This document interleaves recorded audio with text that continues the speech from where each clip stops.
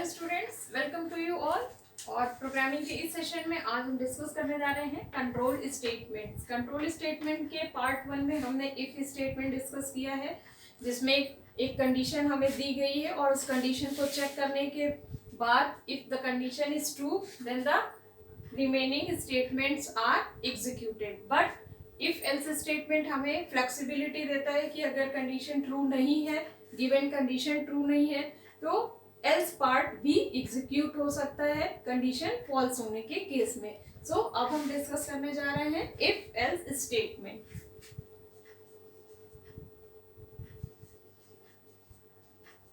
If else statement, if else statement का syntax हम पहले समझने की कोशिश करेंगे। सिंटैक्स मैंने बताया है कि सिंटैक्स एक प्रॉपर वे ऑफ राइटिंग है कि किसी भी प्रोग्रामिंग लैंग्वेज को अगर हम यूज कर रहे हैं देन उसका एक प्रॉपर वे क्या है प्रोग्राम लिखने का, that is called syntax. It is similar to a grammar of a particular language, कि हमें वो ग्रामर फॉलो करना होता है जैसे हम हिंदी, इंग्लिश, संस्कृत वगैरह पढ़ते हैं। तो in the same way syntax जो है वो हमारे प्रोग्रामिंग लैंग्वेजेस से रिलेटेड है। सिंटैक्स इफ, यहाँ कंडीशन होगी और इसके बाद अगर आपकी कंडीशन ट्रू है देन आपके जो भी स्टेटमेंट्स हैं, या स्टेटमेंट एक सिंगल स्टेटमेंट भी हो सकता है, मोर देन वन स्टेटमेंट्स भी हो सकते हैं, वो एग्जीक्यूट होंगे और इसके बाद आपका प्रोग्राम टर्मिनेट हो जाएगा। बट अगर आपकी कंडीशन फॉल्स होती है देन उस केस में आपके दूसरे स्टेटमेंट्स एग्जीक्यूट होंगे और इस तरीके से ये प्रोग्राम वर्क करेगा। तो यहाँ पे आपने सिंटेक्स में देखा ये पार्ट आपका एग्जीक्यूट कब होगा, ट्रू होने पे, कंडीशन ट्रू होगी, और ये पार्ट आपका एग्जीक्यूट कब होगा, जब कंडीशन फॉल्स होगी। सो ये कंडीशन में आपका, जब हम कंडीशन लिख रहे होंगे तो कंडीशन में आप रिलेशनल ऑपरेटर्स यूज करेंगे। रिलेशनल ऑपरेटर में आपके less than, greater than, less than equal to, greater than equal to, not equal to, ये ऑपरेटर्स यूज करेंगे जिसके थ्रू आप कंडीशन चेक करेंगे। इसके अलावा आप अगर मोर देन 2 कंडीशंस को भी चेक कराना चाहते हैं देन आप लॉजिकल ऑपरेटर्स भी यूज कर सकते हैं, एंड और ये दो ऑपरेटर्स भी कंबाइन करके कंडीशन को यूज कर सकते हैं। सो अब इस इफ एल्स स्टेटमेंट को हम प्रोग्राम के थ्रू अब आगे समझने की कोशिश करते हैं। सो स्टूडेंट्स, एक प्रोग्राम के थ्रू अभी हम ये समझने जा रहे हैं कि इफ एल्स स्टेटमेंट को हम कैसे यूज करेंगे प्रोग्राम में।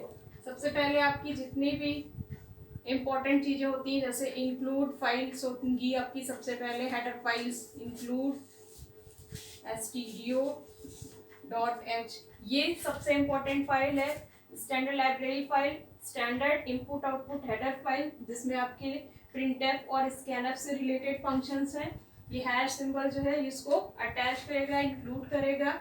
देन इसके बाद आप मेन फंक्शन स्टार्ट करेंगे, वॉइड मेन, ये आपका फंक्शन है। मेन फंक्शन, किसी भी प्रोग्राम में एक मेन फंक्शन होना कंपलसरी है और ये है बिगनिंग ऑफ मेन फंक्शन। इसके बाद आप डेटा टाइप डिक्लेयर करेंगे अलॉन्ग विथ वेरिएबल नेम।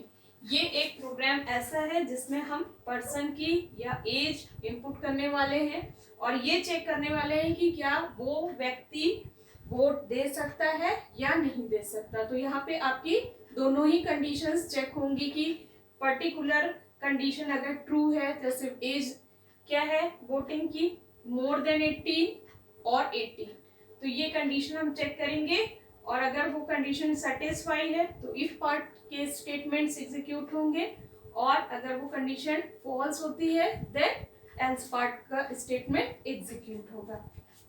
तो यहाँ पे हमने ये हमारा क्या है, डेटा टाइप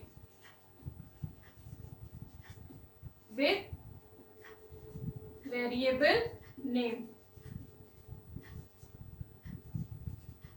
तो ये हमने यहाँ डिक्लेयर किया। सेमीकोलन लगाना कंपलसरी है, इसका ध्यान रखेंगे। और अब हम एक मैसेज देंगे एज इनपुट करने के लिए। ये चाहे तो हम डायरेक्ट भी स्कैन कर सकते हैं प्रोग्राम में, बट एक मैसेज देने से ये प्रोग्राम को थोड़ा इंटरैक्टिव बनाता है यूजर के साथ। एंटर योर एज, ये आपने दिया एक मैसेज और सेमीकोलन लगाया। देन अब आप इसका स्कैन करने जा रहे हैं। ये होगा फॉर्मेट स्पेसिफायर %d के साथ, क्योंकि एज को आपने इंटीजर डिक्लेयर किया है। एंड एज, तो इस तरीके से ये अब एज यहाँ स्कैन होगी। और अब हम कंडीशन यहाँ चेक करेंगे, इफ एज ग्रेटर देन और इक्वल टू 80। देखिए ये एक कंडीशन हम यहाँ पर चेक कर रहे हैं, ये एक कंट्रोल स्टेटमेंट है, इसलिए यहाँ पर कोई भी सेमीकोलन नहीं लगेगा। अदर्स जो स्टेटमेंट्स हैं उनमें सेमीकोलन यूज होगा। और इफ ये कंडीशन यहाँ एज इनपुट हुई और इसके बाद ये चेक होगी, तो चेक होने पर यहाँ पे जो स्टेटमेंट्स हैं, आफ्टर इफ प्रिंट एफ, ये चेक होगी। अगर वो एज इसको सेटिस्फाई कर रही है तो यू कैन वोट। ये स्टेटमेंट प्रिंट होगा इस प्रिंटफ स्टेटमेंट के थ्रू। और ये इफ पार्ट जो है यहाँ पे कंप्लीट हो जाएगा, रिमेनिंग एल्स पार्ट एग्जीक्यूट नहीं होगा। बट अगर ये कंडीशन आपने इनपुट की एज 17, 16, 14 और कुछ भी व्हाटएवर, देन आपका एल्स पार्ट अब एग्जीक्यूट होगा। Print F you can not vote. So इस तरीके से आपका ये एल्स पार्ट हो गया और ये मेन फंक्शन की क्लोजिंग हो गई। जब आप प्रोग्राम लिख रहे हैं आपको हमेशा ये ध्यान रखना है कि जितने भी आपके ओपनिंग ब्रेसेस हैं उतने ही आपके क्लोजिंग ब्रेसेस भी हों।